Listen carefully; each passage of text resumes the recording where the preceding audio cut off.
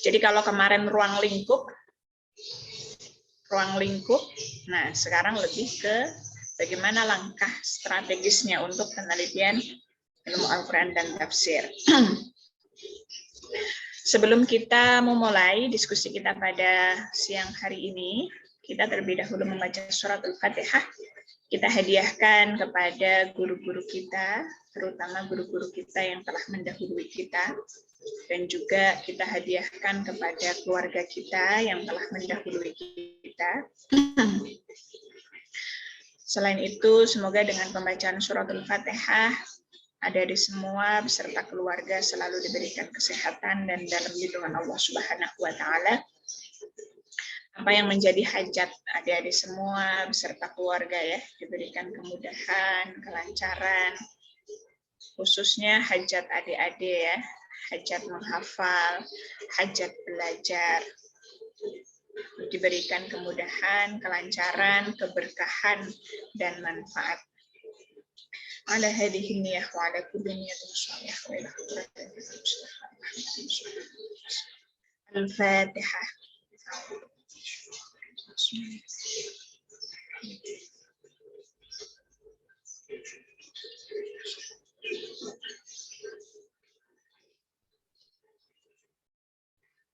Amin ya rabbal alamin. Oke. Saya share screen ya.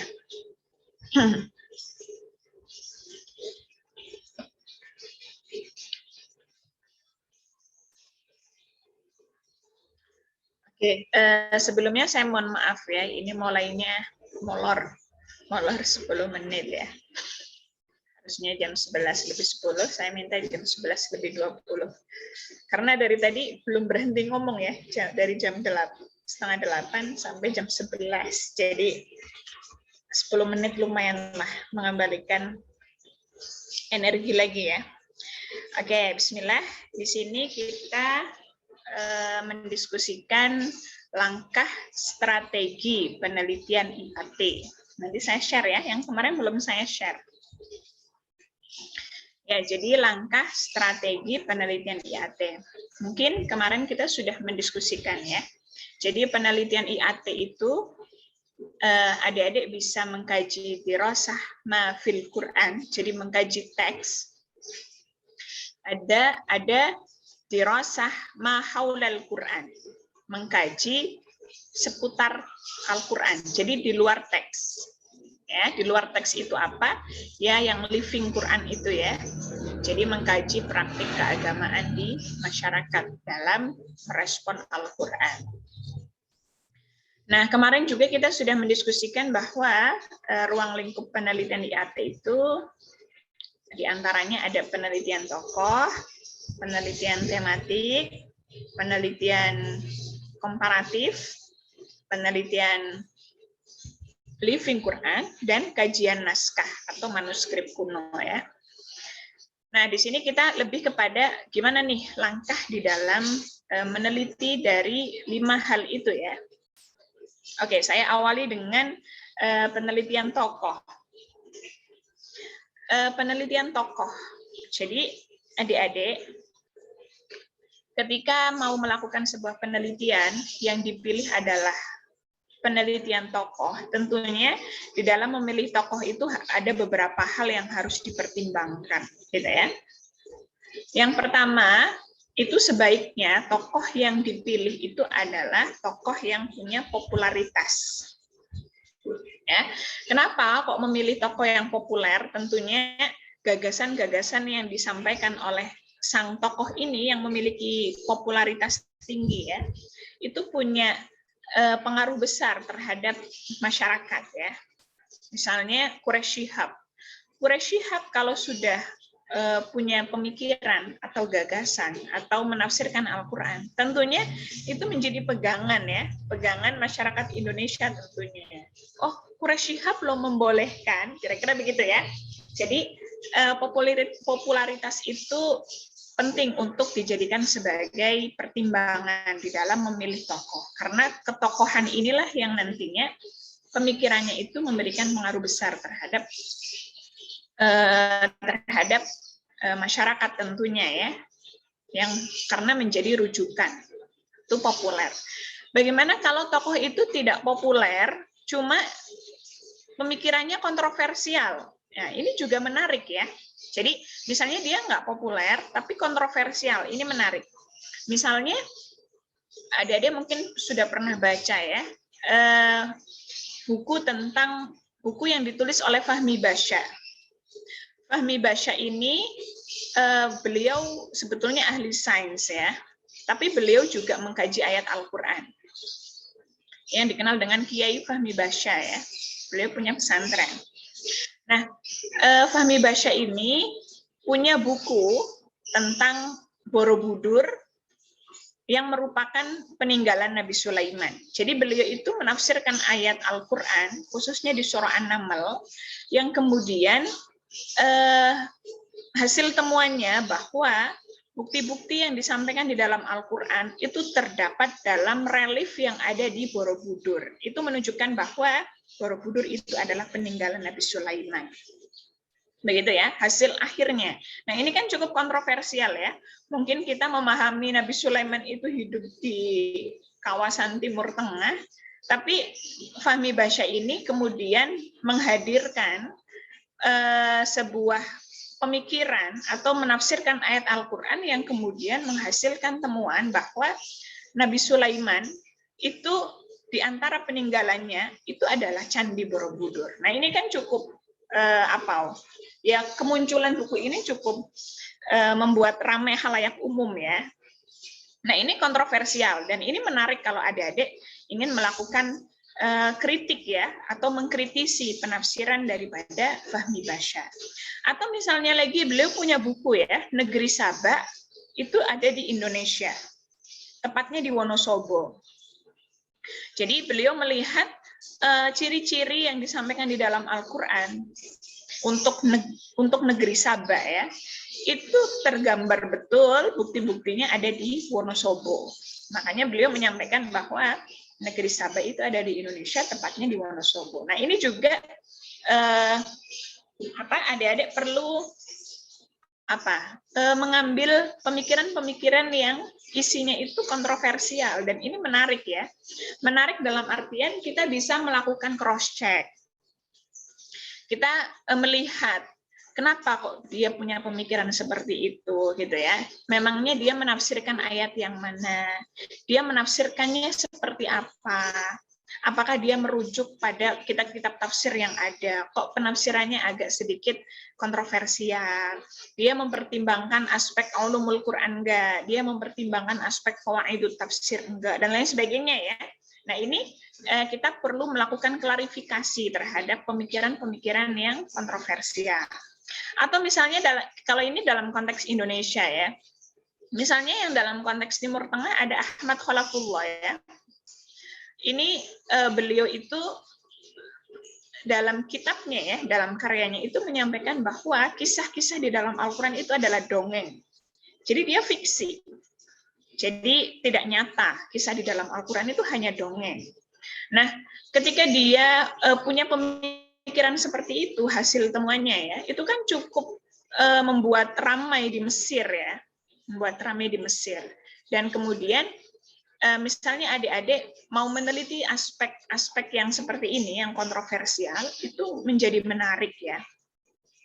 Atau misalnya Muhammad Syahrur, ini bukan konteks orang Indonesia ya, Muhammad Syahrur dengan teori batasnya, hudud ya, dengan teori batasnya. Jadi beliau misalnya punya pemikiran bahwa aurat perempuan itu ada aurat minimal, ada aurat maksimal. Jadi ada batas minimal, ada batas maksimal. Syahrur ini menafsirkan ayat Al-Quran tentunya ya. Nah, di sini beliau itu mengatakan bahwa yang aurat batas minimal itu ya sesuatu yang minimalis saja, yang penting menutupi lubang-lubang saja. Lubang, mohon maaf, misalnya lubang yang di bawah ya, lubang kemaluan. Jadi sebatas minimalis gitu ya. Jadi menurut beliau seperti orang Eropa yang menggunakan baju bikini itu sudah menutup aurat, tapi auratnya aurat minimal gitu ya. Aurat minimal karena apa? Yaitu budaya mereka gitu ya. Budaya mereka tentunya Ya karena itu menjadi budaya mereka, orang kalau sudah melihat begitu, ya tidak bersyahwat gitu ya, karena sudah menjadi budaya mereka menggunakan baju seperti itu. Nah ini yang cukup kontroversial ya. Nah adik-adik bisa, meskipun tokoh itu nggak populer, tapi kok gagasannya kontroversial. Biasanya setelah kontroversial ini jadi populer ya, biasanya. Jadi kalau pengen ini kadang ya dipakai oleh orang-orang tertentu, kalau pengen populer ya cari sesuatu yang kontroversi gitu ya. Nah, kalau misalnya tokoh tersebut tidak populer tapi punya gagasan yang kontroversial, ini menarik juga ya untuk adik-adik teliti. Seperti tadi Fahmi Basya, adik-adik mengkritisi. Bisa pakai pendekatan ad-dakhil misalnya. Adik-adik kan sudah belajar ad-dakhil ya di semester ini. Coba nanti dianalisa dari aspek ad-dakhilnya misalnya ya. Produk-produk tafsir yang ada itu. Yang tafsir itu cukup kontroversial ya. Nah, selain kontroversial, adik-adik juga mempertimbangkan intensitas, ya, intensitas. Jadi, misalnya nih, adik-adik ingin mengkaji sains di dalam Al-Quran, misalnya ya, tapi yang dipilih tokohnya adalah Ahmad Mustafa Al-Maraghi dalam kitab Tafsir Al-Maraghi. Ini tentunya kurang tepat ya, karena Ahmad Mustafa Al-Maraghi di dalam Tafsir Al-Maraghi ketika mengkaji ayat-ayat sains itu tidak mendalam, gitu ya. Jadi kalau adik-adik ingin mengungkap aspek sains, kok kitab tafsirnya adalah Tafsir Al-Maraghi, ya nanti pembahasannya datar gitu ya, nggak ada temuannya ya biasa gitu ya. Karena Ahmad Mustafa itu nggak intens mengkaji aspek itu.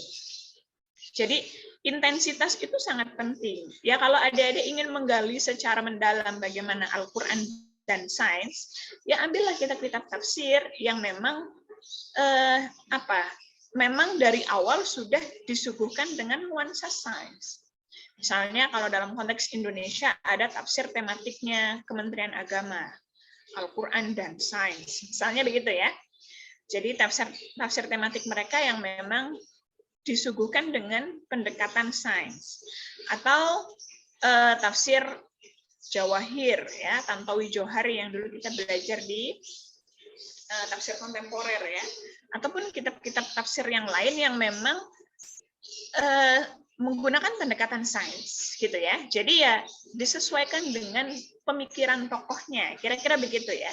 Jadi kalau si tokoh tersebut nggak berbicara secara mendalam mengenai objek yang adik-adik kaji, ya jangan mengambil tokoh itu, kira-kira begitu ya. Ambillah tokoh yang sesuai dengan pemikiran si tokoh tersebut. Jadi intensitas itu sangat penting dan harus dipertimbangkan oleh adik-adik semua ya. Jadi popularitas, kontroversial, tapi ini tidak harus semua ya. Tokoh itu harus populer, harus kontroversial, harus intensitas, bukan. Ini artinya satu ya. Jadi ada beberapa hal yang harus dipertimbangkan. Misalnya itu tadi intensitas, atau misalnya dipertimbangkan ini cukup kontroversial loh, dan ini perlu untuk diklarifikasi, diluruskan dan seterusnya ya. Oke, selain popularitas, kontroversial, intensitas, adik-adik juga perlu mempertimbangkan keunikan. Jadi kalau kitab tafsir tersebut misalnya tidak populer, tidak kontroversial misalnya ya, tapi dia punya keunikan, sesuatu yang tidak ada di dalam kitab tafsir yang lain, ada sesuatu yang unik. Misalnya ada unsur budaya, ada lokalitas budaya yang masuk dalam penafsiran, misalnya ya. Jadi ada tafsir Raudatul Irfan karya As-Sanusi di mana Sunda ya, tafsir Sunda. Nah, ternyata dalam tafsir Raudatul Irfan ini karya Kiai Sanusi ya, itu ada unsur lokalitas Sunda yang masuk dalam penafsiran Raudatul Irfan. Nah, ini kan berarti menjadi sesuatu yang unik yang tidak didapati di luar tafsir Sunda ini, Raudatul Irfan gitu ya. Begitu juga ada tafsir Al-Ibris Jawa, ada nuansa lokalitas yang masuk dalam penafsiran. Nah, ini menjadi unik. Atau misalnya saya baru saya kan memang mau melakukan penelitian yang tafsir Ali Idris ya, di aspek dominasi maskulinnya ya. Dominasi maskulin berarti lebih untuk ayat zauj ya. Nah, kemarin itu saya pas baca ada gambar gitu ya. Ketika menggambarkan apa ya? Ayat apa itu saya lupa ya. Cuma bukan itu yang saya sedang kaji ya. Tapi di situ ada gambar. Jadi dia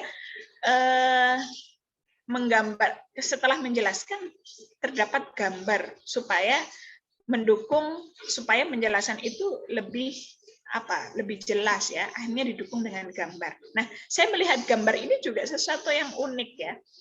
Di abad 19, kemudian kok didukung dengan gambar. Nah, jadi adik-adik juga misalnya ketika membaca kitab tafsir, ada nggak hal-hal yang unik misalnya gitu ya, yang kemudian itu menjadi tawaran ya,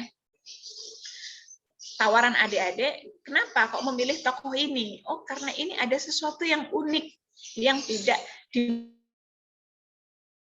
dimiliki oleh mufassir, misalnya begitu ya. Jadi keunikan itu sangat penting dan harus dipertimbangkan. Jadi adik-adik mengajukan proposal itu langsung diterima gitu ya, kalau sudah mempertimbangkan ini semua. Gitu. Dia kontroversial dan lain sebagainya ya, atau di sini ada keunikan. Dan keunikan itu tidak didapati di dalam kitab-kitab tafsir yang lain. Di antara keunikannya itu ini. Nah, itu pasti sang penguji atau pembimbing ataupun dari pihak prodi ya, itu pasti akan langsung ACC. Kira-kira begitu ya. Ya, jadi ada beberapa hal, popularitas, kontroversial, intensitas, keunikan. Di sisi lain juga pengaruh ya, pengaruh. Jadi pengaruh ini sebetulnya ada hubungannya dengan popularitas ya. Jadi gini, ketika tokoh tersebut pemikirannya itu sangat berpengaruh ya, sangat berpengaruh, maka ini juga penting untuk kita teliti. Ketika pemikiran itu tidak tepat karena dia pengaruhnya sangat besar, kita coba luruskan. Kira-kira begitu ya. Kita klarifikasi, kita luruskan yang benar seperti apa. Atau ketika memang dia betul, kita kuatkan gitu ya, kita kuatkan pemikiran itu sehingga karena pemikiran itu memberikan pengaruh yang besar, ya kita kuatkan bahwa pemikiran yang disampaikan oleh si A ini tepat, kira-kira begitu ya, berdasarkan bla bla bla bla. Dengan beragam data tentunya ya. Jadi popularitas, kontroversial, intensitas, keunikan, pengaruh. Kalau adik-adik bisa membuktikan ini semua, insya Allah penguji, pembimbing, pihak prodi langsung meng-ACC. Kira-kira begitu ya. Atau yang terakhir, relevansi dan kontribusi. Ya, tentunya adik-adik namanya sebuah penelitian itu kan memberikan kontribusi ya. Jadi berangkat dari masalah yang kemudian adik-adik mencari solusi, memecahkan masalah itu. Gitu kan ya? Berarti kan di sini memberikan kontribusi tujuan daripada penelitian. Nah, adik-adik tentunya ketika memilih tokoh ya tokoh ini harus tepat. Artinya tepat di sini itu adalah pemikiran sang tokoh ini memang betul-betul membantu adik-adik untuk mencari solusi, gitu ya. Memberikan kontribusi tentunya. Jadi masalahnya A, saya meminjam penelitian, saya mau meneliti pemikirannya tokoh B, tokoh ini misalnya ya, tokoh Ahmad misalnya. Karena pemikiran beliau itu bisa mengatasi masalah A. Kira-kira begitu ya. Jadi cari tokoh yang memang pemikirannya itu memberikan kontribusi terhadap masalah yang diangkat oleh adik-adik semua. Gitu. Jadi insya Allah diterima gitu ya ketika mempertimbangkan hal-hal yang disebutkan ini ya. Tentunya harus berbeda dengan penelitian sebelumnya. Dia kontroversial, tapi sudah banyak yang neliti. Terus adik-adik mengulang penelitian yang lama. Nah ini nggak diterima juga ya, meskipun kontroversial. Jadi misalnya nih, adik-adik lihat Fahmi Basya, yang tadi ya, kontroversial. Adik-adik coba cari di Google Scholar, oh ternyata ada ini yang sudah neliti tentang Fahmi Basya, negeri Sabah itu di Indonesia. Nah, coba adik-adik lihat dulu yang sudah ada itu gimana nih, yang sudah diteliti ya, itu coba dibaca. Oh alah, ternyata penelitian yang sebelumnya itu baru sebatas ini. Wah, saya mau pakai yang ternyata belum nih pakai analisa ad-dakhil misalnya ya, karena adik-adik sudah belajar ad-dakhil. Wah, saya mau bisa ini meneliti buku negeri Sabah itu di Indonesia menggunakan analisis ad-dakhil gitu ya, analisis ad-dakhil. Tentunya ad-dakhil di sini nanti bisa ad-dakhil birriwayah ataupun birra'yi ya. Karena Fahmi Basya itu mengakomodir duanya. Jadi beliau juga merujuk ayat Al-Qur'an, merujuk hadis dan melakukan nalar ya. Berarti di sini masih ada kebaruan ya. Jadi adik-adik merespon isu kontroversial, tapi berbeda dengan penelitian sebelumnya. Sebelumnya itu pakai pendekatan bla bla bla bla misalnya, tapi mereka belum menggunakan pendekatan ad-dakhil. Nah, saya menawarkan pakai pendekatan ad-dakhil misalnya begitu ya. Nah, ini berarti insya Allah diterima ya. Karena adik-adik membuktikan bahwa pemilihan tokohnya ini menarik karena tokoh ini cukup kontroversial dan saya itu berbeda dengan penelitian sebelumnya. Saya menggunakan analisis ad-dakhil, sementara penelitian yang lain belum menggunakan analisis ad-dakhil. Kira-kira seperti itu ya. Jadi memilih tokoh itu tidak sembarangan ya. Jadi ada beberapa hal yang harus diperhatikan kalau adik-adik ingin judulnya itu cepat ACC gitu ya. Tentunya ada sesuatu yang baru tentunya ya. Itu sudah harga mati ya. Ada novelty. Novelty itu kebaruan yang ditawarkan oleh adik-adik. Misalnya tadi itu saya memilih tokoh kontroversial, cuma sudah banyak yang neliti. Nah, adik-adik coba lihat, dibaca semua penelitian yang sama dengan adik-adik.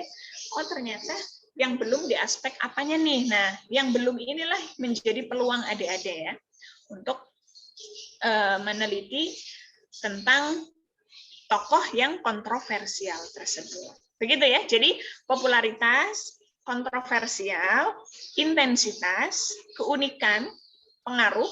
Di sisi lain juga adik-adik harus mempertimbangkan relevansi dan kontribusi dari pemikiran tokoh itu apakah bisa membantu menyelesaikan masalah yang diangkat oleh adik-adik semua. Begitu ya. Oke, saya lanjutkan ya. Ini tadi untuk penelitian tokoh. Selanjutnya, ini masih penelitian tokoh ya. Bagaimana langkah metodologi penelitian tokoh ini? Langkah-langkahnya gimana? Tadi kan baru pemilihan tokohnya itu di mana, gitu ya. Nah, langkah-langkahnya gimana? Yang pertama, adik-adik harus menentukan tokoh yang dikaji. Seperti tadi itu ya, mempertimbangkan. Saya mau meneliti aspek ini, misalnya ya, aspek Al-Quran dan sains, kira-kira tokohnya siapa ya yang tepat. Nah, itu pertimbangan-pertimbangan yang tadi itu mohon adik-adik pertimbangkan ya, aspek-aspek yang harus dipertimbangkan dalam pemilihan tokoh. Tentunya dari 6 aspek yang tadi harus dipertimbangkan, adik-adik harus pastikan bahwa tokoh tersebut ada kaitannya dengan kajian ilmu Al-Quran dan tafsir.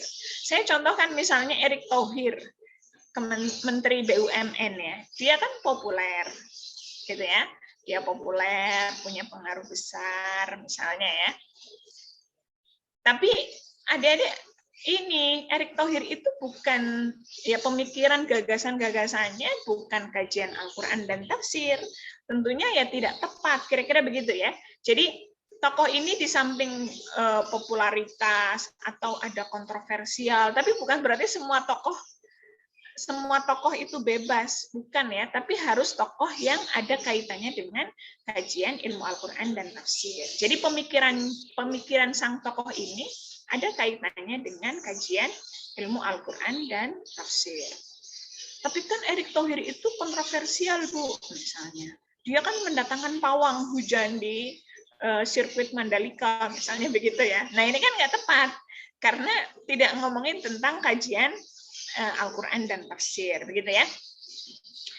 Oke, jadi pertama menentukan tokoh yang dikaji. Tentunya dengan mempertimbangkan yang tadi di slide sebelumnya, tapi harus dipastikan bahwa tokoh ini pemikirannya ada kaitannya dengan kajian ilmu Al-Quran dan tafsir. Kemudian yang kedua, menentukan objek formal yang hendak dikaji. harus ditentukan objek formalnya. Misalnya adik-adik sudah menentukan Fahmi Basya, gitu ya. Nah, yang mau dikritisi, diteliti itu objek tentang apa ini? Fahmi Basya kan banyak sekali. Beliau cukup produktif ya menulis karya-karya yang hubungannya dengan Al-Qur'an ya. Ada Bumi itu Al-Qur'an, itu juga karya beliau ya. Jadi cukup banyak ya beliau meneliti atau karya-karya beliau di bidang Al-Qur'an. Jadi harus ditentukan objek formalnya apa ini, Fahmi Basya. Nah, objeknya yang mau diteliti apa? Oh, saya yang Negeri Saba, misalnya ya. Atau yang Borobudur peninggalan Nabi Sulaiman. Ataupun karya-karya yang lain, gitu ya. Jadi harus ditentukan objek formalnya. Tentunya objek formal ini harus bagian daripada pemikiran tokoh tersebut, gitu ya. Jangan tokoh itu nggak ngomong tentang objek itu, kira-kira begitu ya. Seperti yang tadi saya sampaikan, adik-adik ingin meneliti tentang ayat-ayat sains, kan berarti objek formalnya kan ayat-ayat sains ya. Terus memilih tokohnya Al-Maraghi gitu ya, tafsir Al-Maraghi. Nah ini kan nggak tepat karena tafsir Al-Maraghi tidak intens mengkaji ayat sains gitu ya. Mungkin lebih kepada ini bagian dari ciptaan Allah yang sangat mengagumkan dan seterusnya, kan nggak ada aspek sainsnya gitu ya. Jadi nggak akan menarik nanti temuannya gitu ya. Temuannya ya datar, kalau ini semua ciptaan Allah. Nah ini kan datar, tidak mengungkap aspek sains. Kira-kira seperti itu ya. Jadi dalam menentukan objek formal ini tentunya objek yang hendak dikaji itu ya bagian daripada pemikiran tokoh tersebut, gitu ya. Bukan yang beliau membahasnya secara singkat misalnya, tapi kita angkat nanti adik-adik sendiri yang kesulitan datanya, gitu ya. Nanti malah akan jadi pemaksaan ya, pemaksaan kalau si tokoh itu membahas tentang objek ini. Nah ini kan yang nggak tepat seperti itu ya. Oke, jadi yang pertama menentukan tokoh, kemudian menentukan objek yang akan dikaji, yakni gagasan atau pemikiran tokoh tersebut yang akan diteliti itu aspek apanya. Misalnya, saya ingin meneliti tentang Gus Dur, pemikirannya Gus Dur. Berarti kan tokohnya ini Gus Dur ya. Nah, tentukan objek formalnya, objeknya apa ini? Gitu ya, pemikiran apa yang mau dilihat dari sosok Gus Dur? Oh, saya ingin melihat konsep pluralismenya Gus Dur misalnya. Karena Gus Dur ini pluralismenya juga berdasarkan Al-Qur'an, misalnya begitu ya. Nah, berarti setelah menentukan tokoh, menentukan objek formal gitu ya. Atau sebaliknya sebetulnya bisa ya. Menentukan objek formal, adik-adik tertarik dengan apa, kajian apa misalnya ya, baru nanti cari tokoh yang tepat tentunya ya, yang membahas tentang objek tersebut. Oke, setelah menentukan dua ini, yakni menentukan tokoh dan objek formal yang akan dikaji, kemudian yang ketiga itu mengumpulkan data-data yang terkait dengan tokoh yang dikaji dan isu pemikiran yang hendak Anda teliti. Jadi setelah sudah ditentukan tokohnya dan objek atau temanya sudah ditentukan, setelah itu adik-adik kumpulkan semua data-data yang berhubungan dengan itu, gitu ya. Berhubungan dengan biografi tokoh dikumpulkan, berhubungan dengan pemikiran mengenai tentang negeri Saba misalnya ya, negeri Saba apapun, bukan hanya Fahmi Basya misalnya ya, dikumpulkan misalnya. Atau bukunya Fahmi Basya juga, karena itu menjadi sumber primer ya, itu juga dikumpulkan. Semuanya dikumpulkan, data yang berhubungan dengan Fahmi Basya sebagai tokohnya. Apapun itu ya, misalnya ada buku tentang biografi Fahmi Basya, itu penting juga untuk kita menganalisa kok bisa Fahmi Basya punya pemikiran seperti ini, emang dia itu siapa, kira-kira begitu ya. Jadi kan biografi itu penting. Di sisi lain bukunya beliau sendiri, di sisi lain juga penafsiran tentang negeri Saba sendiri di luar Fahmi Basya itu juga menjadi penting ya, karena nanti kita akan melihat Fahmi Basya ini dalam menafsirkan itu tepat apa kurang tepat gitu ya. Nah, kita melihat tepat dan kurang tepat kan biasanya kita merujuk pada kitab-kitab tafsir yang ada gitu ya. Jadi semua data yang berhubungan dengan tokoh dan objek yang dikaji itu kita kumpulkan semua, gitu ya. Jadi pengumpulan data, mengumpulkan data. Nah, setelah itu, setelah mengumpulkan data, nanti tahap yang ketiga itu adik-adik melakukan identifikasi. Jadi sudah dikumpulkan ya, semua data sudah dikumpulkan. Setelah itu melakukan identifikasi. Mengidentifikasi apa? Bangunan pemikiran tokoh tersebut. Jadi diidentifikasi. Sebenarnya Fahmi Basya itu punya pemikiran bahwa negeri Sabah itu ada di Indonesia, tepatnya di Wonosobo. Emang dia menafsirkan ayat apa? Itu dilihat, diidentifikasi. Oh, ternyata menafsirkan ayat ini. Bagaimana beliau ketika menafsirkan, gitu ya? Apa sih sebenarnya yang melatar belakangi beliau ini menafsirkan seperti ini? Beliau menggunakan alat bantu qawaidut tafsir enggak, atau beliau merujuk kitab-kitab tafsir yang ada atau enggak, beliau menguatkan dengan hadis apa misalnya untuk membuktikan bahwa negeri Sabah itu di Indonesia dan seterusnya ya, itu digali, diidentifikasi, digali ya, sehingga kita bisa melihat secara utuh kenapa Fahmi Basya itu punya penafsiran yang seperti itu. Gitu ya. Itu jadi setelah dikumpulkan data, setelah itu kita identifikasi data yang kita temukan itu, kenapa nih Fahmi Basya punya pemikiran seperti ini? Apa yang mendasarinya? Argumen beliau apa ketika menafsirkan? Sudah tepat belum? Dan seterusnya ya. Nah, ini namanya melakukan identifikasi. Oke ya. Jadi adik-adik itu ketika melakukan sebuah penelitian itu harus ada analisa kritis ya. Makanya di sini di urutan kelima itu melakukan analisa kritis. Setelah itu adik-adik mengkritisi penafsiran Fahmi Basya ini kurang tepat karena dia ketika menafsirkan kata ini itu menggunakan takwil misalnya ya. Padahal ayat ini adalah dalam kategori muhkam misalnya ya. Yang kalau muhkam itu tidak perlu ditakwil. Berbeda dengan ayat mutasyabih dan lain sebagainya ya, atau hadis yang dipakai oleh Fahmi Basya itu kurang tepat karena hadis itu tidak sahih, atau misalnya hadis itu memang sahih tapi pemahaman Fahmi Basya itu kurang tepat karena hadis ini tuh harusnya dipahami seperti ini, datanya ada sebutkan gitu ya, misalnya seperti itu. Jadi melakukan analisa kritis, melakukan evaluasi tentunya ya terhadap pemikiran tersebut. Makanya adik-adik tidak hanya memindahkan data ya. Jadi misalnya nih konsep atau ini ya yang kritik misalnya yang Fahmi Basya ya. Kritik ad-dakhil dalam buku Negeri Sabah ada di Indonesia. Misalnya buka kurung studi analisis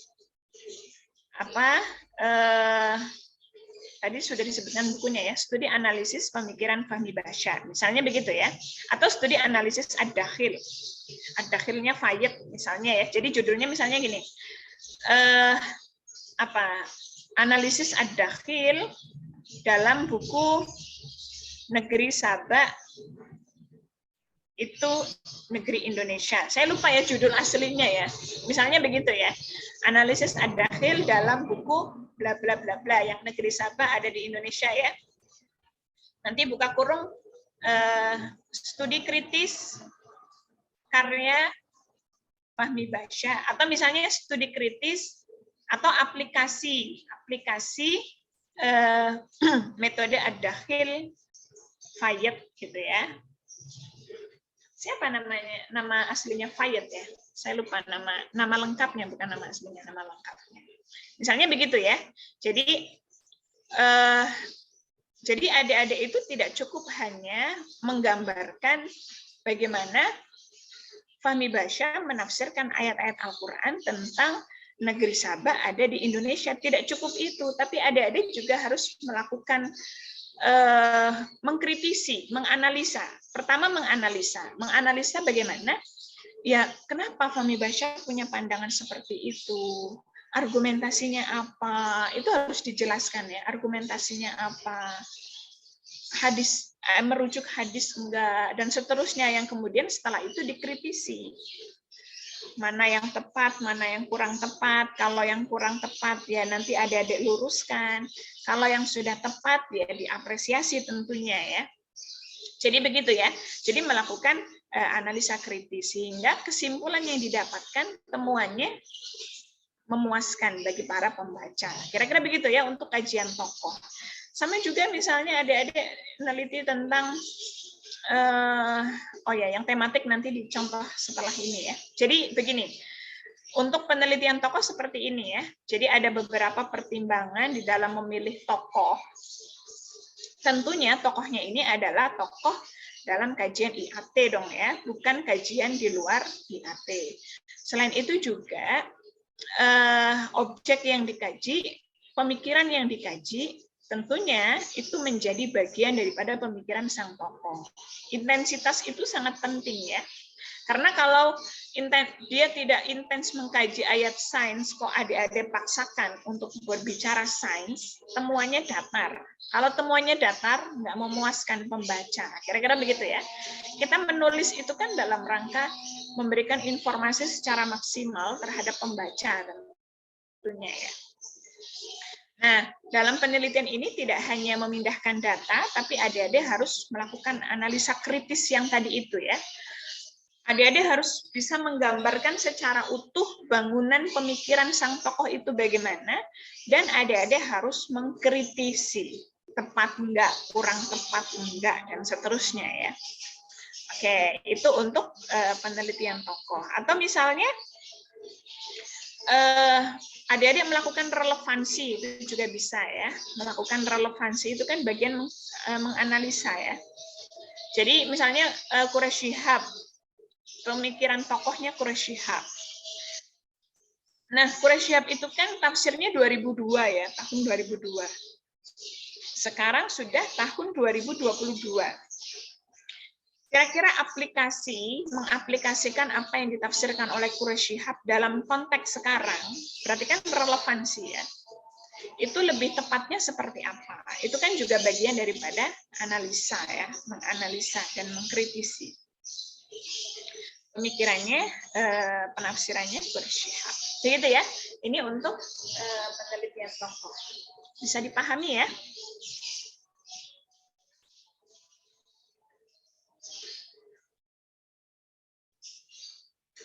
Cek.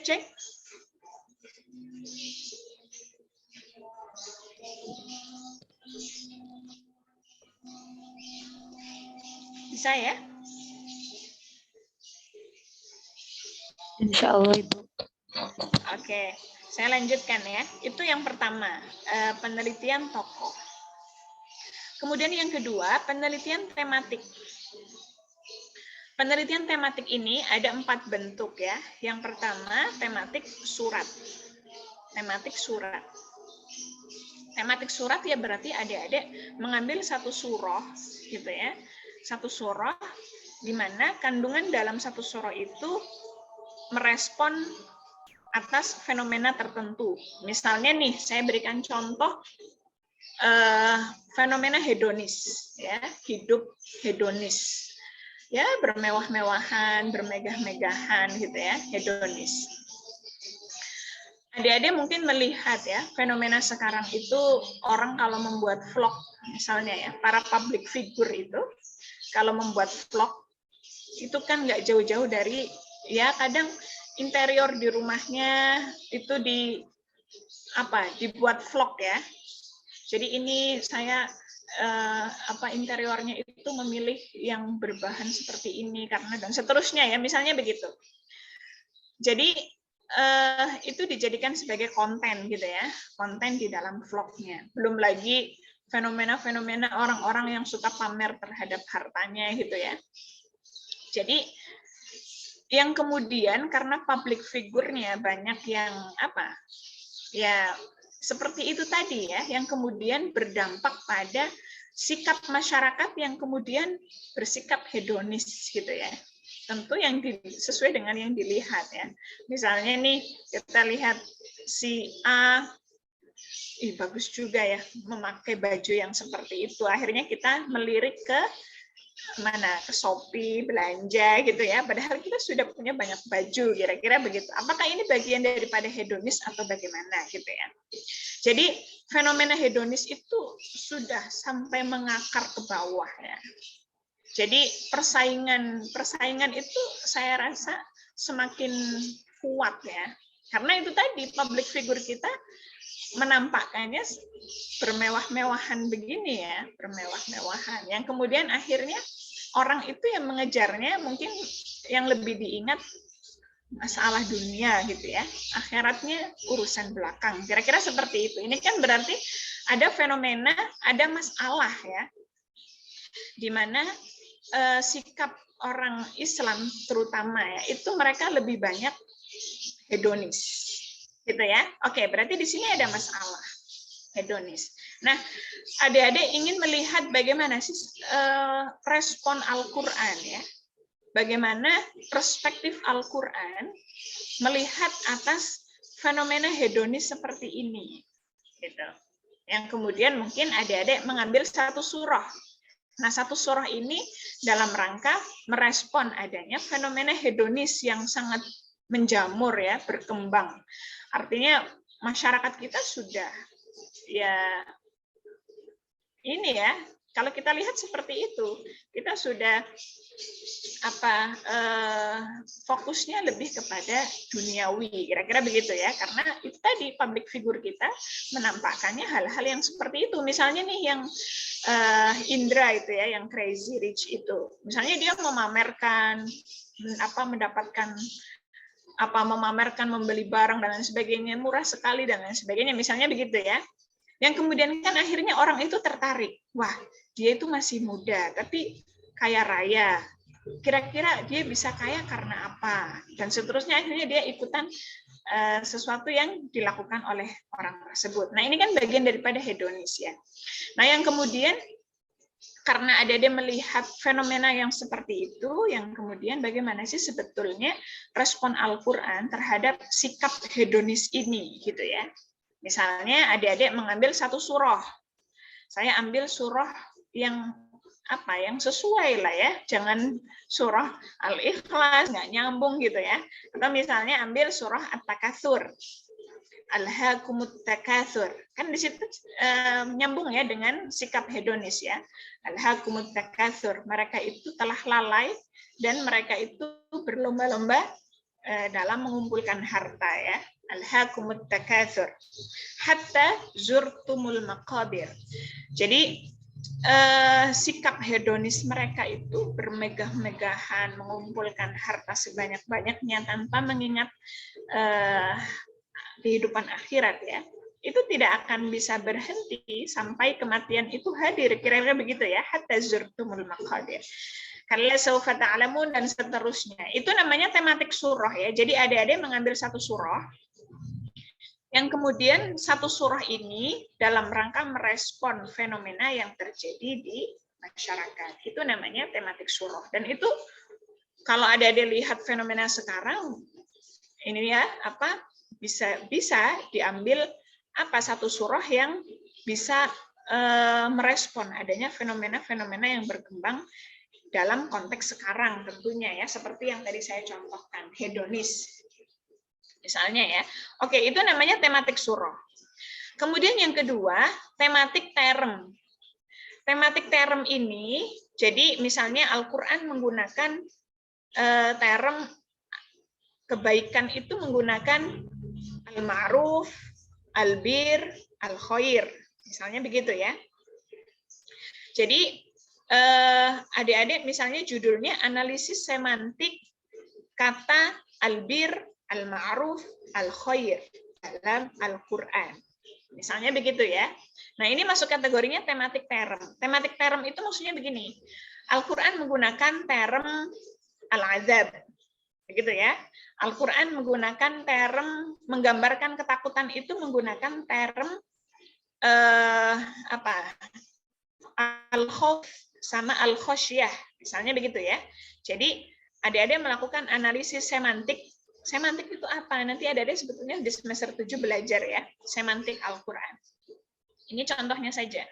Analisis semantik kata al-azab, misalnya al-azab ya, atau ismun, analisis tematik term atau kata ismun di dalam Al-Quran.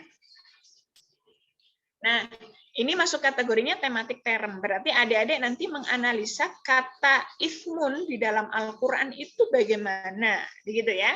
Jadi itu masuk kategorinya tematik term. Term apa yang dicari? Ya term ismun, term al-azab, term al-khair, dan seterusnya. Itu namanya tematik term. Kemudian kalau yang ketiga itu tematik konseptual. Tematik konseptual itu contohnya begini deh. Misalnya tadi saya contohkan hedonis. Al-Quran itu berbicara tentang menggunakan istilah hedonis tidak? Nggak ada ya. Itu kan istilah baru, hedonisme itu istilah baru. Atau misalnya korupsi. Nggak ada Al-Quran berbicara menggunakan istilah korupsi, itu nggak ada. Adanya kan wasariku wasarikotu gitu ya, orang yang mencuri itu ya faktau aidiyahuma, nggak ada menggunakan istilah korupsi, itu nggak ada, karena korupsi kan istilah itu baru muncul belakangan ya. Hedonis itu nggak ada Al-Quran menggunakan istilah hedonis, apalagi self love, nggak ada Al-Quran menggunakan istilah self love. Self healing, trading itu nggak ada Al-Quran menggunakan itu.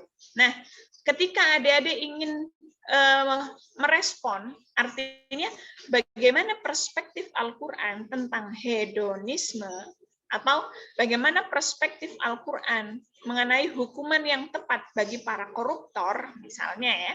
Nah, ini masuk kategorinya tematik konseptual. Ya, karena Al-Quran secara langsung tidak menggunakan istilah itu, tapi sebetulnya secara substansi Al-Quran sebetulnya merespon isu-isu tersebut. Cuma tidak secara langsung menggunakan istilah korupsi, itu nggak ada gitu ya.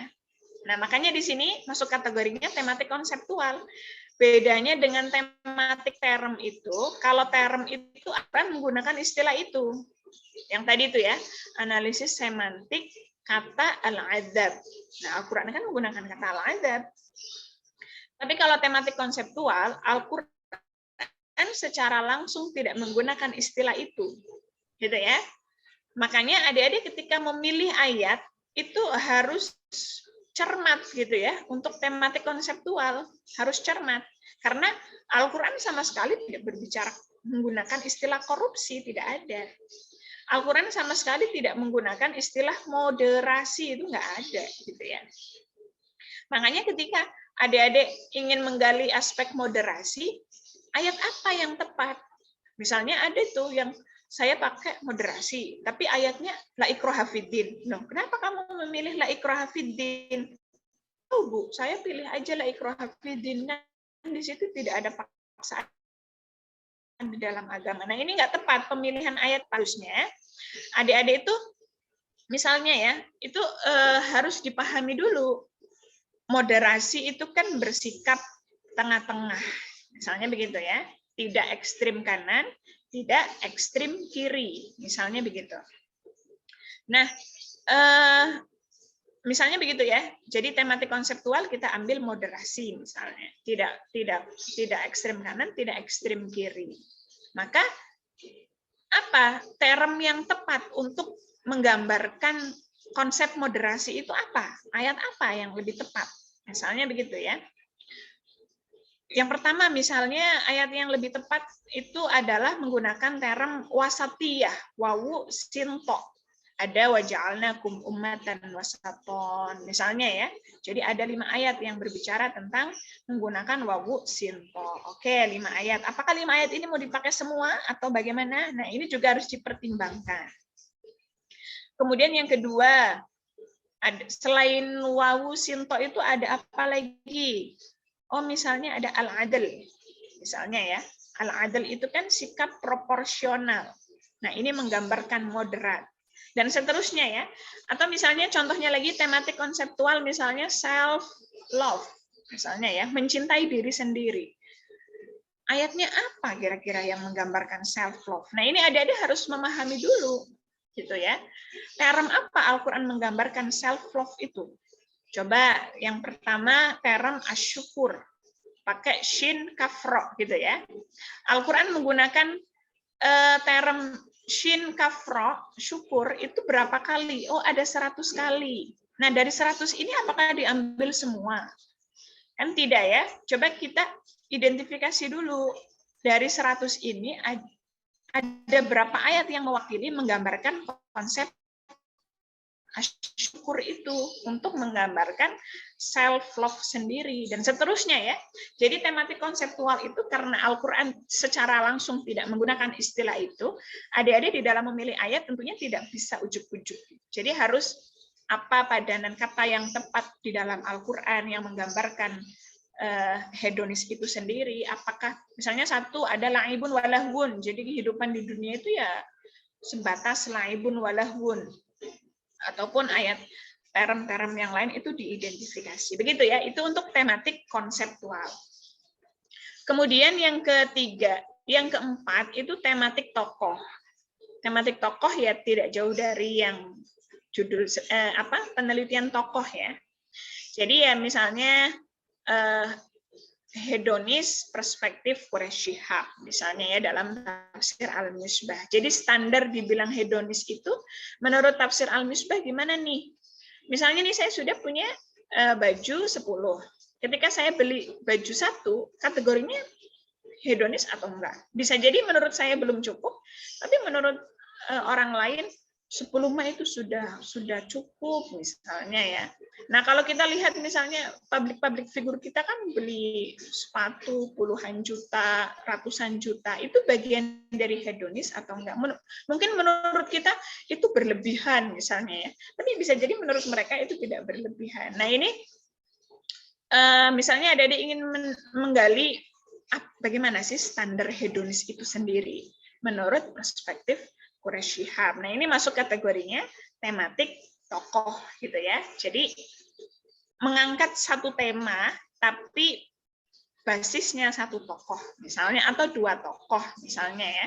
Ini masuk kategorinya penelitian tematik. Oke, saya lanjut ya. Nah, langkah daripada metodologi penelitian tematik ini yang pertama tentunya menetapkan masalah yang akan dibahas. Adik-adik harus menentukan dulu dong, temanya apa nih, masalahnya apa ini. Misalnya kayak tadi, saya melihat kok orang-orang pada suka pamer ya, dan itu berdampak sekali untuk masyarakat bawah ya. Jadi pada gengsi gitu ya. Jadi ya minimal 1 bulan itu harus beli baju 1 misalnya, ataupun yang lain. Jadi sikap yang ditonjolkan oleh public figure kita itu berdampak terhadap masyarakat bawah, misalnya begitu ya. Berarti kan ini ada masalah gitu ya. Nah, menetapkan masalah yang akan dibahas. Nah, setelah itu kumpulkan ayat-ayat yang berkaitan dengan masalah tersebut. Seperti tadi saya contohkan ya. Mau pakai tematik apa dulu? Tematik surah, tematik term, tematik konseptual, atau tematik tokoh. Nah, ini tentunya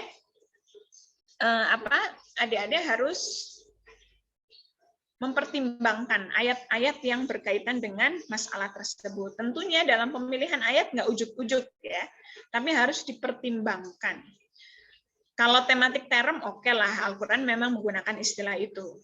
Analisis semantik kata al-adab, ya kan sudah jelas, Al-Quran memang menggunakan kata al-adab, tinggal adik-adik buka itu Mu'jam Mufahras, Al-Quran menggunakan kata al-adab berapa kali, langsung diidentifikasi, kan begitu ya. Tapi kalau hedonis, respon Al-Quran terhadap, nah ini kan susah. Al-Quran tidak secara langsung menggunakan istilah hedonis. Nah disinilah adik-adik harus menghimpun ayat-ayat yang berkaitan dengan masalah tentang hedonis itu sendiri. Tentunya harus dianalisa dulu term apa yang tepat gitu ya. Baru nanti, oh term ini kalau self love itu ada asyukur, ada 100. Nah 100 itu nggak mungkin diambil semua. Dan seterusnya itu dianalisa ya. Diidentifikasi dan dianalisa. Jadi nggak ujuk-ujuk mengambil ayat. Oke, selanjutnya urutan yang ketiga, adik-adik menyusun runtutan ayat secara kronologis. Gitu ya. Jadi sudah ditemukan sekian ayat. Nah, habis itu coba diruntun secara kronologis gitu ya. Coba kita urutkan mana yang Makkiyah dulu, yang Madaniyah selanjutnya begitu ya. Karena kenapa kok kita perlu melakukan analisa aspek Makki Madani? Penting ya. Karena nih misalnya nih saya contohkan ya. Misalnya tentang jihad misalnya ya. Al-Qur'an berbicara tentang jihad dalam konteks Makkiyah, berarti ayat-ayat turun sebelum Nabi berhijrah ya, itu jihadnya lebih ke non-fisik. Jadi perintah berzikir, perintah sholat malam, itu bagian daripada jihad. Tapi kenapa dalam konteks Madaniyah, itu jihadnya sudah ke fisik. Ya, perintah berperang, dan lain sebagainya. Ini kan perlu dianalisa ya, dan perlu kita kaitkan antara satu dengan ayat yang lain. Misalnya ada ayat tentang riba ya, kemarin karena ada diskusi riba, dan pas saya baca ayat riba, menarik juga ini sebetulnya. Jadi ketika Al-Quran menggunakan, ketika riba ya, riba ini ketika dalam konteks Madaniyah, itu menggunakan, bukan menggunakan, dikaitkan dengan sedekah. Yamhaqullahu riba wa yurbis shadaqat, kan begitu ya. Al-Baqarah ini kan Madaniyah. Nah, tapi kalau dalam konteks Makkiyah, itu riba itu dikaitkan dengan zakat. Apa itu di surah Az-Zumar? Saya lupa itu. Saya lupa itu di surah Az-Zumar ya, kalau tidak salah ya. Sebentar.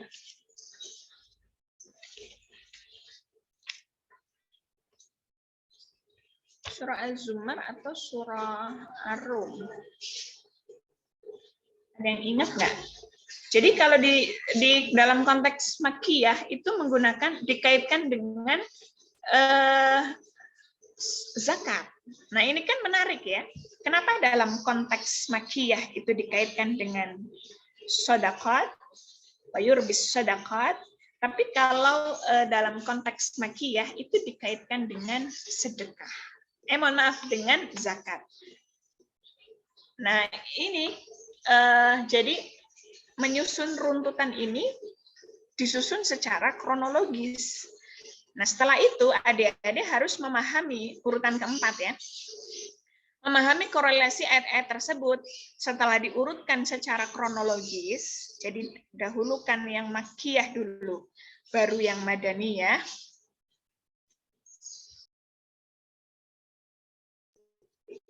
Mendahulukan Makkiyah dulu baru Madaniyah, tentunya setelah itu dianalisa ya. Dianalisa. Kenapa dalam konteks Makkiyah itu seperti ini? Itu dianalisa teksnya ya. Adik-adik harus mengkritisi. Dan ini tugasnya para peneliti tafsir itu seperti ini ya. Jadi kita menganalisa teks. Kenapa dalam konteks Makkiyah dan Madaniyah itu berbeda gitu ya. Dan ini yang membedakan dengan prodi lain ya. Misalnya prodi lain sama-sama membahas tentang ayat-ayat pendidikan misalnya ya. Ibu saya kan anak IAT, mau meneliti tentang ayat-ayat pendidikan. Boleh enggak? Ya boleh-boleh saja karena itu menjadi ruang lingkup penelitian IAT. Tapi anak tarbiyah juga meneliti ayat-ayat pendidikan, Bu. Terus bedanya apa anak IAT sama anak tarbiyah misalnya begitu ya. Sementara tarbiyah IIKIP juga berbasis Al-Qur'an. Bedanya kalau saya katakan bedanya itu dari aspek langkah-langkahnya ya. Oke, sama-sama membahas ayat. Tapi kalau anak IAT itu di dalam menganalisa ayat itu sangat mendalam. Misalnya tadi mempertimbangkan Makki Madani. Itu harus dianalisa betul. Kenapa dalam konteks Makki begini, dalam konteks Madaniyah begini. Belum lagi kita menganalisa aspek qawaidut tafsirnya gitu ya. Ketika ayat ini menggunakan redaksi umum, itu bagaimana? Adik-adik tentunya sudah belajar ya kaidah-kaidah ketika tidak didapati ayat-ayat yang am, ayat-ayat yang khos. ayat-ayat yang mutlak, ayat-ayat muqayyad. Nah, kalau anak tarbiyah itu nggak bakal sedalam itu menganalisa ayat, karena mereka tidak cukup keilmuannya. Mereka kan tidak belajar itu. Berbeda dengan adik-adik semua ya. Jadi sama-sama misalnya menganalisa ayat-ayat pendidikan, tapi hasil temuannya akan lebih mendalam anak IAT, karena anak IAT tadi itu.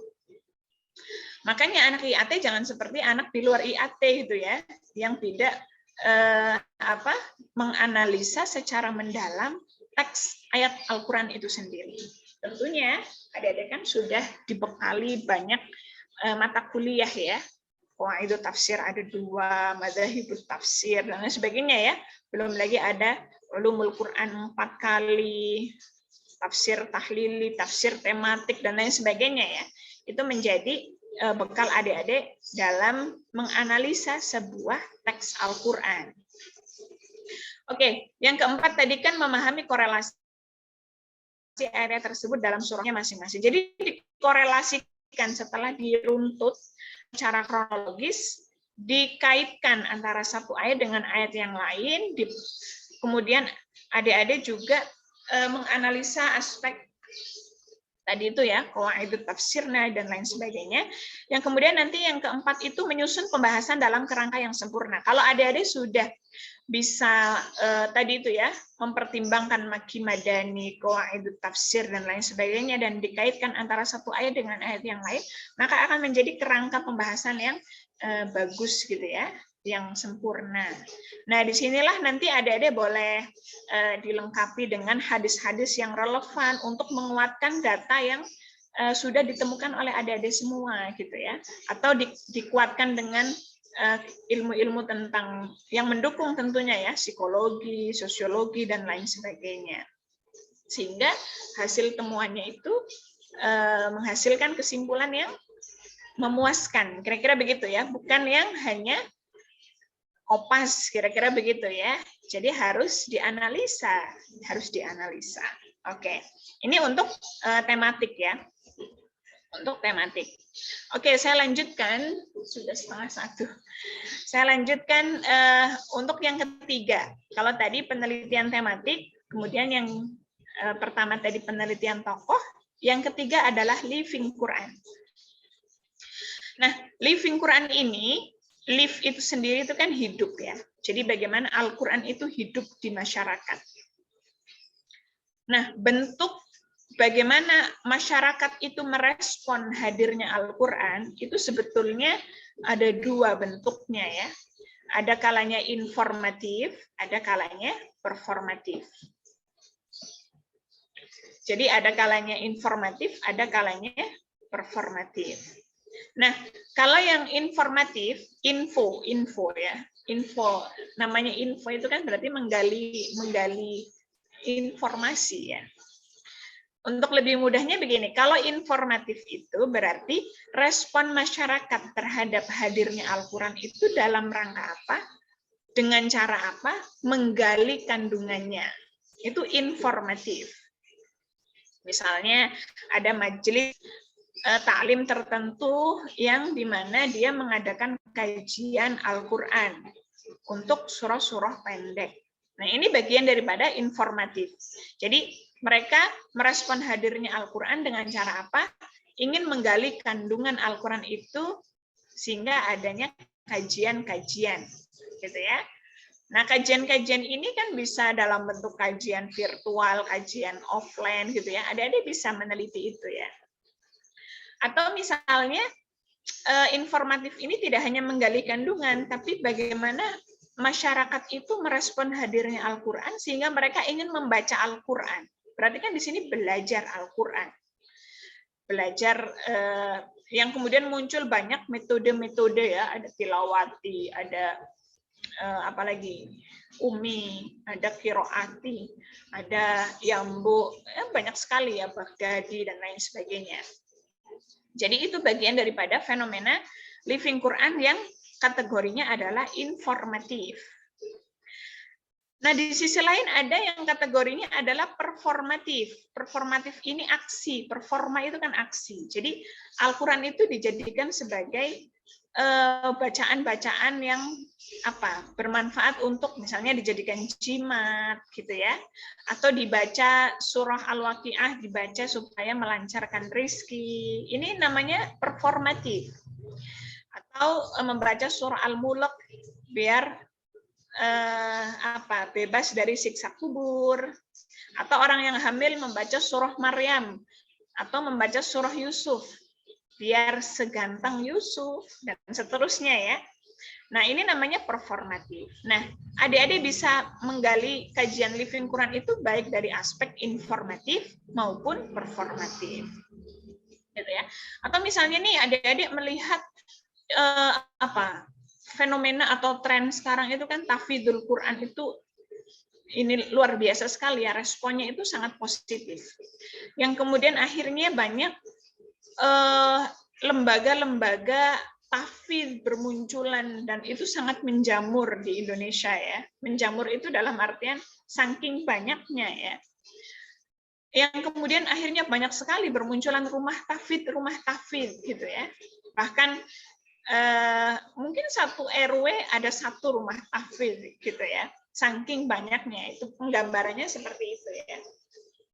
Muncul banyak rumah tahfidz. Tapi kan banyaknya rumah tahfidz ini kalau kita lihat ya ada problem. Misalnya ya, ini kan bagian dari living soalnya ya. Ada problem karena apa? Ada beberapa misalnya ternyata pimpinan dari rumah tahfidz itu dia bagian daripada orang yang radikal karena pernah dia masuk kategorinya ikut ISIS ya. Jadi dia ikut yang kategorinya teroris gitu ya. Berarti kan ini ada masalah di sini. Ya, ada masalah. Oke, menjamurnya rumah tahfidz bagus. Tapi rumah mungkin nanti akan mengajarkan ideologi keras gitu ya, ideologi radikal.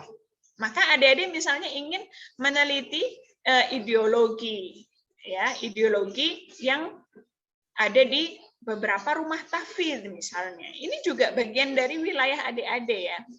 Karena tren rumah tahfidz itu kan bagian dari Living Quran dan adik-adik misalnya melakukan penelitian tentang bagaimana ideologi ya dari masing-masing rumah tahfidz.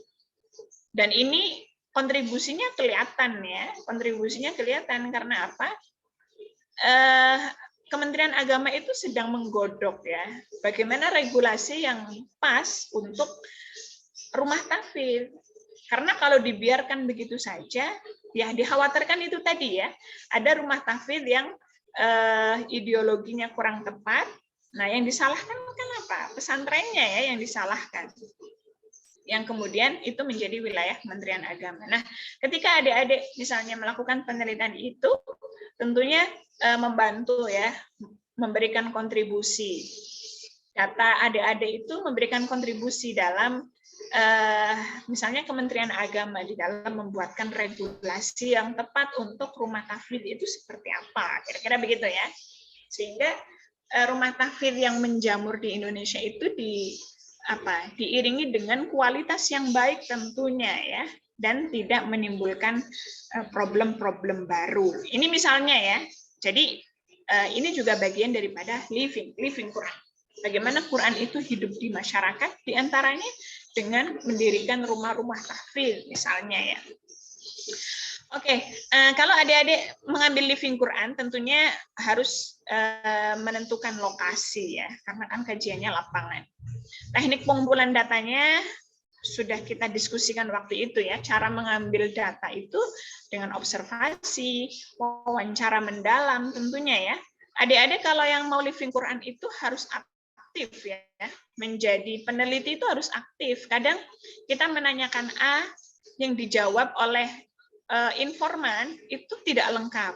Terus kita coba buat pertanyaan lain. Nah, nanti jawaban dia seperti apa. Jadi kita harus, makanya di sini peneliti dituntut untuk bisa membuat bagaimana informan bisa lebih terbuka dan leluasa dalam memberikan informasi. Jadi kita harus aktif ya.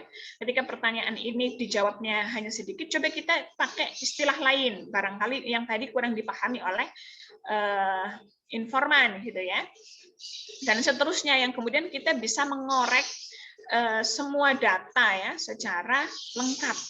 Nah, kalau kita sebagai peneliti tidak banyak bertanya gitu ya, terus misalnya saya mau telepon, soalnya saya pernah ya tapi bukan orang IGI ya, dia minta waktu sebentar untuk wawancara terus ditelepon gitu ya, tapi pertanyaannya itu singkat sekali gitu ya. Apa yang gimana pembelajaran online ini, apakah ada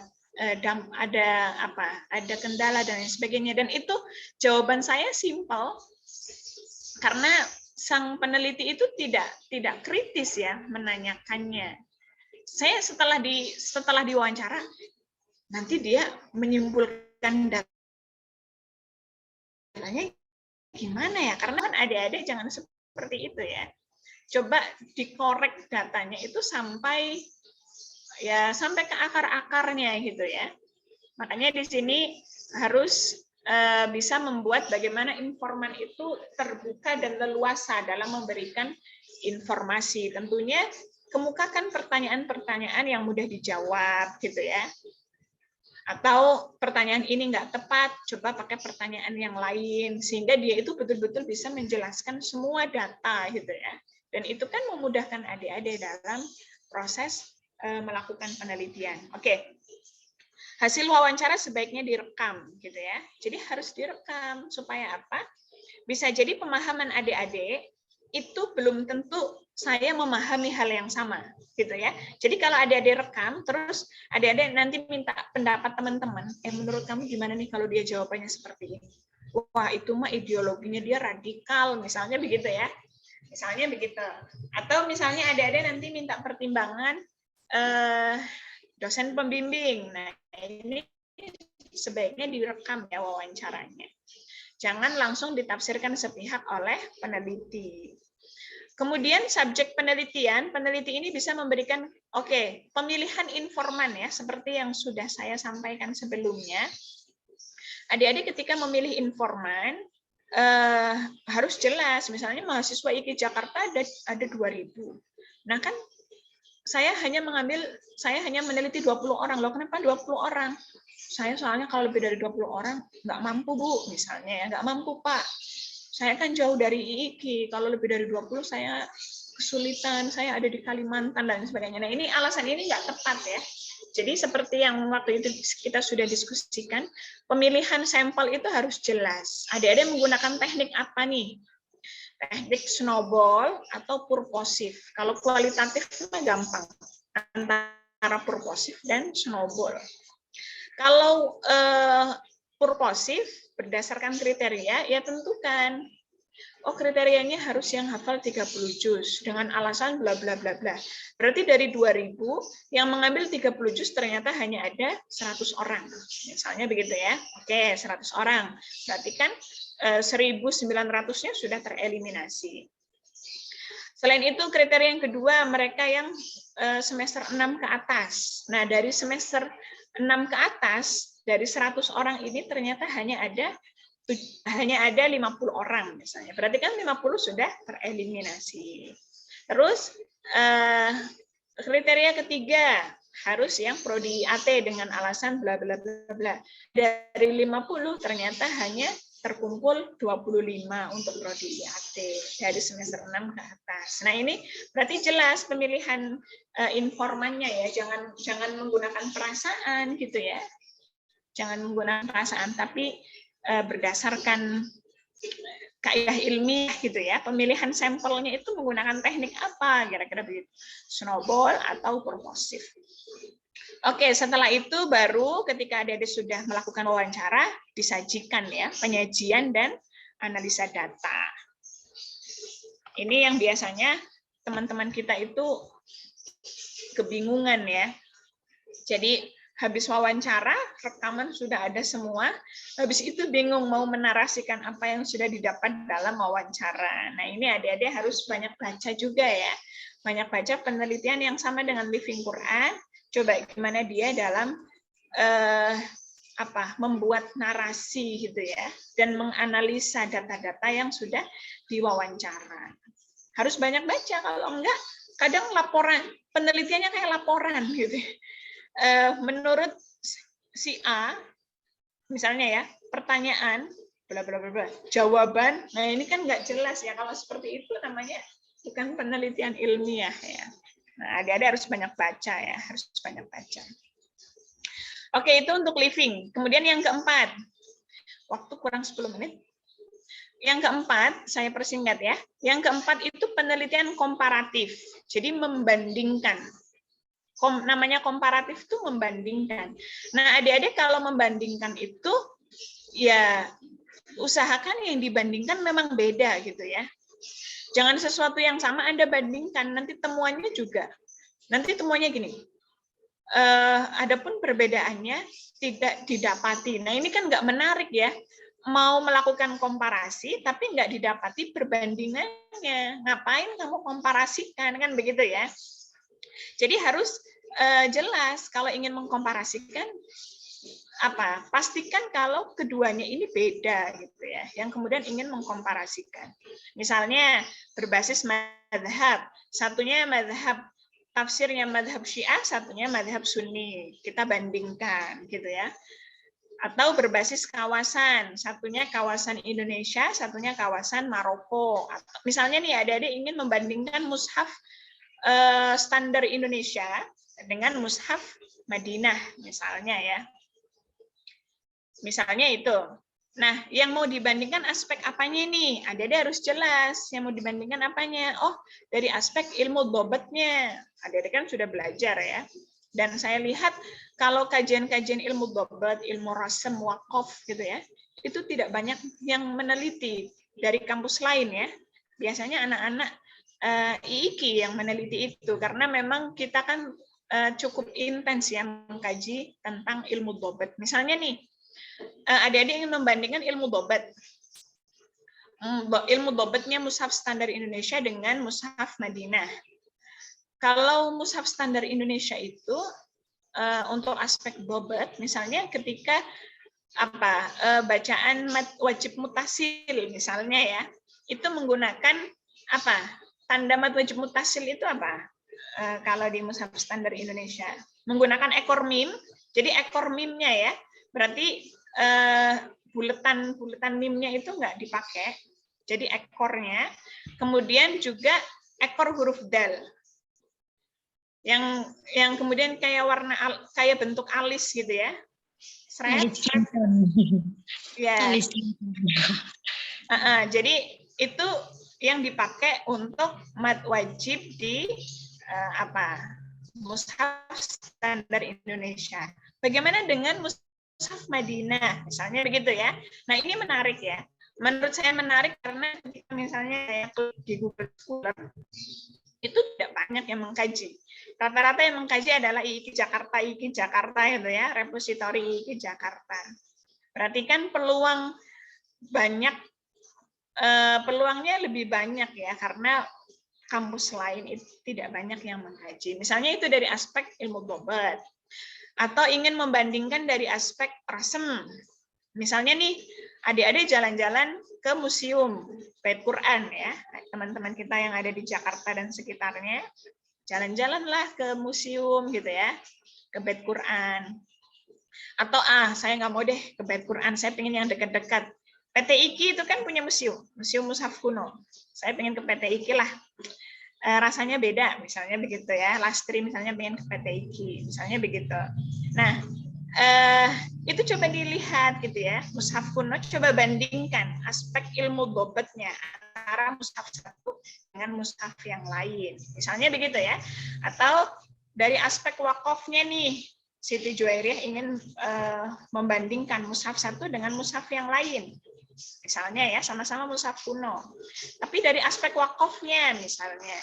Nah, ini juga menarik. Atau dari aspek rosemnya, yang seperti diskusi sebelumnya ya, aspek rosemnya.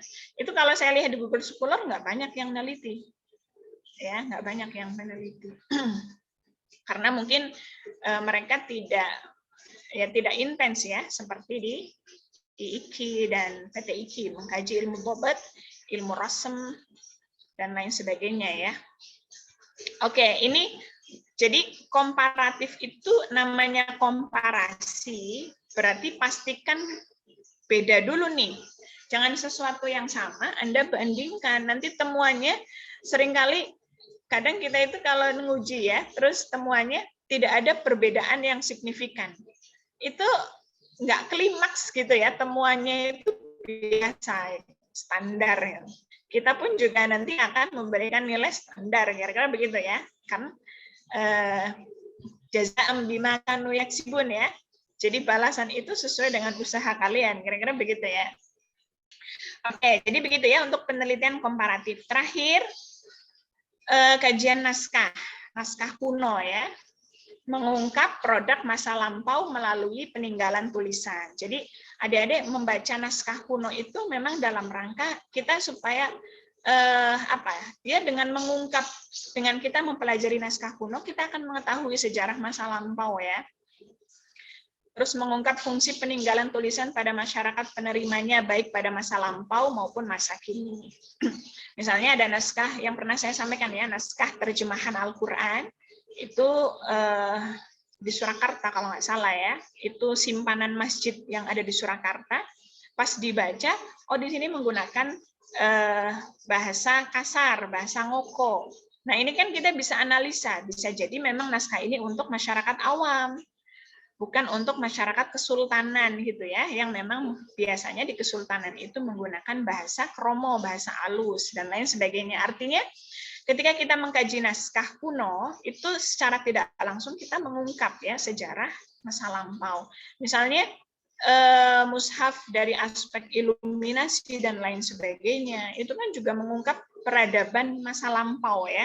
Oh ternyata iluminasi dari kerajaan Trengganu itu menarik sekali gitu ya. Hiasannya itu luar biasa. Tapi kalau mushaf kuno dari Jawa misalnya, itu hiasannya tidak sebagus yang dari mushaf Trengganu. Misalnya begitu ya. Nah, yang seperti ini kan berarti mengungkap peradaban masa lampau juga.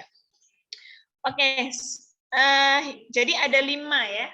Ada penelitian tokoh di sini bisa bentuknya literatur, bisa adik-adik, karena sekarang produk-produk tafsir juga banyak di media sosial, di YouTube gitu misalnya ya, adik-adik bisa melakukan kritik tafsir terhadap produk-produk tersebut.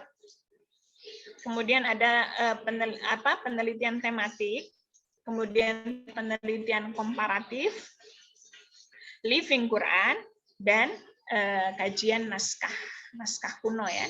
Ini beberapa saya download ya. Misalnya nih ada judul 4 manuskrip Al-Quran di Subang, Jawa Barat.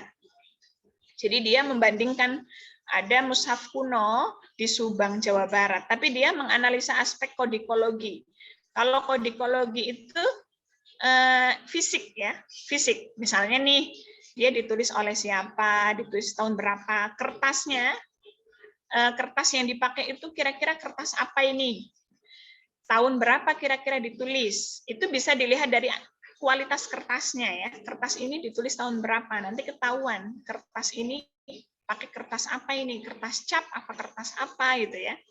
Kemudian pembagian jusnya bagaimana? Ada rubuh, ada dan seterusnya ya. Itu aspek kodikologi sebetulnya ya. Iluminasi itu masuk kategorinya kodikologi. Kalau adik-adik bisa melakukan aspek ilmu bobotnya gitu ya. Misalnya nih adik-adik, wah ini saya juga menemukan nih mushaf ini di Subang, Jawa Barat. Tapi ternyata yang diteliti baru kodikologinya nih, aspek isinya. Kodikologi kan fisik ya. Aspek isinya belum. Ya ini isi ya ilmu bobotnya, wakofnya, rasemnya belum misalnya. Nah ini menjadi peluang adik-adik ya meneliti mushaf yang sama, tapi penelitian sebelumnya di aspek kodikologi, aspek fisik, kalau adik-adik aspek sih gitu ya, ilmu bobotnya, wakofnya, rasemnya. Nah ini kan bisa diteliti. Oke, saya juga kalau mau meneliti itu kadang cek di Google Scholar gitu ya. Oh berarti aspek ini belum ada ini yang meneliti. Kita melakukan penelitian. Kira-kira begitu. Karena dosen kan harus meneliti ya. Oke, lanjut. Ini ada qiraat dalam mushaf kuno. Berarti dia menganalisa aspek qiraatnya ya. Ini juga beberapa karakteristik mushaf kuno. Situs Giri Gajah Gresik. Ini dari Gresik ya. Saya juga pernah menemukan ya itu yang meneliti mushaf yang disimpan di Tebuireng. Jadi ternyata di beberapa tempat juga banyak menyimpan mushaf-mushaf kuno ya, dan itu menarik untuk diteliti. Nah ini potret budaya tahfidzul Quran di Nusantara. Ini living ya. Yang tadi saya contohkan misalnya rumah tahfidz di Indonesia itu sangat menjamur. Adik-adik bisa itu melakukan analisa ideologi mereka, misalnya di Jawa Barat atau di Karawang misalnya ya. Itu sangat membantu datanya ya. Sangat membantu karena itu tadi ya, Kementerian Agama sedang menggodok regulasi yang tepat untuk rumah tahfidz itu gimana? Karena sangat menjamur. Oke, ini misalnya yang ini manajemen sabar dalam surah Yusuf. Berarti ini tematik surah ya. Studi tafsir tematik berdasarkan analisis teks dan konteks serta kontekstualisasinya dalam kehidupan kontemporer. Nanti adik-adik bisa pakai pendekatan semiotik ya. Sekarang adik-adik kalau ingin gimana sih neliti pakai pendekatan semiotik, nah, klik aja di Google Scholar terus baca penelitian orang, nanti terinspirasi gitu ya.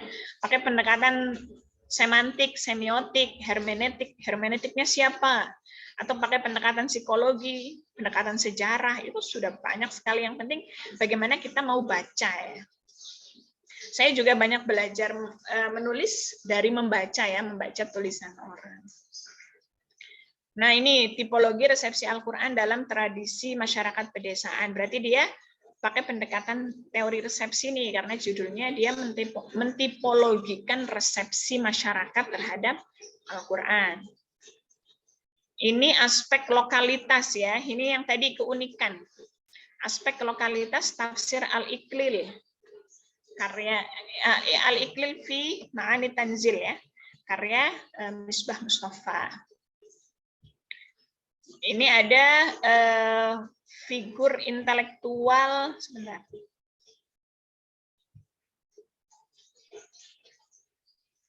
Kok ini nggak bisa dipindahkan?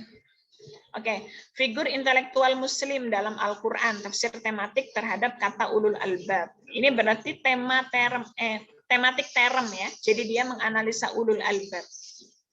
Kata ulul albab. Oke, ada juga kritik epistemologi tafsir Isyari Ibnu Arabi. Jadi adik-adik bisa mengkritisi produk-produk tafsir ya. Produk-produk tafsir yang ada itu dikritisi. Itu boleh ya, jangan yang emang saya itu siapa gitu ya, kok saya mengkritisi. Kalau dalam kajian ilmiah tidak ada yang seperti itu ya. Kita bisa mengkritisi produk-produk tafsir, misalnya HTI itu punya tafsir Al-Wa'i ya. Itu bisa kita kritisi. Intinya adik-adik bisa mengkritisi produk-produk tafsir ya. Terakhir ini potret tafsir ideologi. Oh, ini yang Al-Wa'i ya. Punyanya HTI. Itu adik-adik bisa mengkritisi produk-produk tafsir yang ada. Jadi kajiannya adik-adik itu sangat luas sekali ya. Bisa kajian teks, bisa kajian di luar teks. Teksnya itu tidak hanya tafsir, adik-adik mengkaji mushaf sendiri itu boleh gitu ya. Mushaf tadi itu aspek bobot, rosem, kemudian apalagi wakof, itu bisa. Jadi merespon fenomena yang terjadi di masyarakat, hedonisme, terorisme, korupsi, itu berbasis tematik. Gitu ya. Adik-adik bisa menganalisa ulumul Quran. Apa nasih mansuh, maki madani, itu juga bisa. Belum lagi yang tadi ilmu bobot, rosem, wakof, gitu ya. Belum lagi praktik-praktik keagamaan di masyarakat. Belum lagi konten-konten yang di YouTube yang tidak sesuai dengan penafsiran yang seharusnya.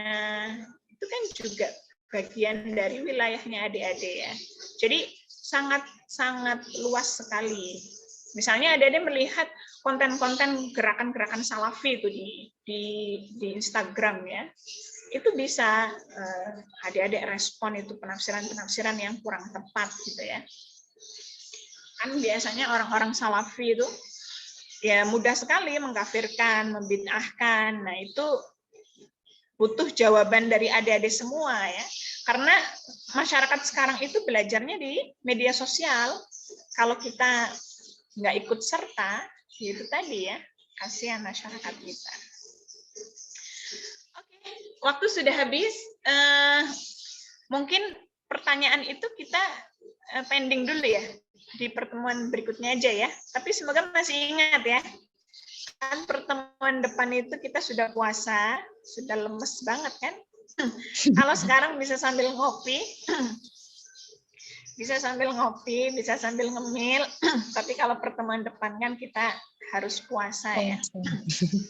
Jadi dicatat aja, nanti kita diskusikan di pertemuan berikutnya ya. Kalau misalnya ada sudah punya judul, ya kita diskusikan di pertemuan berikutnya. Oke, gitu ya. Semoga saya sudah mulai tergambar itu. Apa kira-kira saya mau meneliti tentang apa? Yang penting tinggal kita mau aja sih suka dengan kajian naskah kuno, ya cobalah jalan-jalan tadi itu ya, ke museum-museum yang memang menyimpan naskah-naskah kuno. Tinggal kita lihat aspek bobotnya, wakofnya, rosemnya, atau adik-adik kalau yang punya kemampuan dari aspek kodikologi, aspek fisik ya, menganalisa ini kertas ini dari kertas apa ini, misalnya ya, ditulis tahun berapa ini dan seterusnya, iluminasinya dan lain sebagainya, itu juga boleh. Atau suka dengan tadi itu fenomena-fenomena hedonisme dan lain sebagainya, terorisme, self love, self healing dan sebagainya, itu juga bisa. Mengkritisi produk-produk tafsir itu juga bisa, dan lain sebagainya ya. Banyak sekali sebetulnya yang misalnya tafsir Al-Ibris kan sudah, tapi masa semua pembahasan dalam tafsir Al-Ibris sudah diteliti semua? Belum selesai gitu ya. Ada yang bisa lihat tafsir Al-Ibris, ingin melihat, suka dengan kajian perempuan misalnya ya, ingin melihat tafsir Al-Ibris. Beliau ketika menafsirkan kata zawuj, misalnya zawuj yang misalnya wa zawwajnahum bihurin ain, itu beliau masih bahwa nanti ahli surga itu akan dipasangkan dengan istri yang cantik putih. Nah ini kan berarti dominasi satu jenis kelamin ya. Gimana dengan jenis kelamin yang lain yang masuk surga kan begitu. Nah ini kan perlu kita kritisi yang seperti itu. Jadi banyak hal yang harus kita kritisi sebetulnya dalam produk-produk tafsir. Kalau yang ada term ini, kita cari term yang lain, kira-kira begitu.